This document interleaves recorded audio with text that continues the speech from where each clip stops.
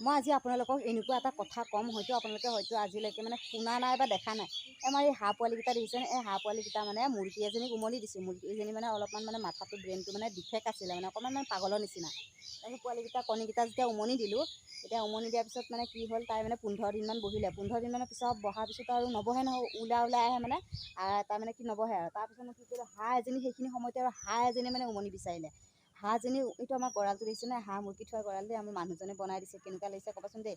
এইবাৰ মানে মানুহজন যিহেতু বাহিৰত আছে, মানুহজন অহাৰ পিছত এই গঁৰালটো ভাঙি দিম মানে। কিবা এটা ভাল নালাগে। এতিয়া মানে মাটি ওখকৈ পেলাই দিলোঁ যে মানে ঘৰটো তললৈ গুচি গ'ল। তাতে আমাৰ হাঁহ মুৰ্গী সকলোখিনিয়ে থাকে।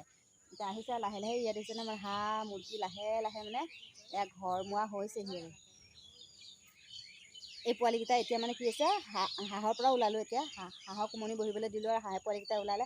এতিয়া হাঁহজনীয়ে পোৱালিকেইটাৰ লগত নাৰাখে। এতিয়া মানে কি কৰে, আমাৰ লগতে থাকে, ছোৱালীজনীৰ লগতে থাকে। ক'ৰবালৈ গ'লে মানে বাস্কেটত বান্ধি থৈ যাওঁ, আকৌ আহি পেলাই খুলি দিওঁ।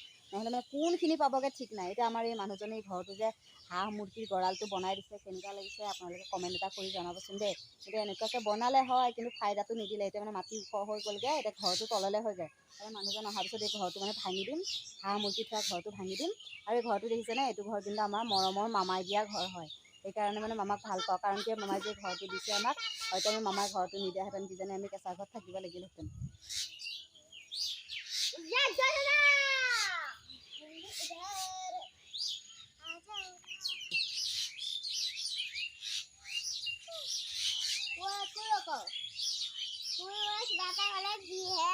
কথা একদম টেলেণ্ট চেলেণ্ট নাই, তেনেকৈ কৰা মই ক'ত ক'ম আৰু।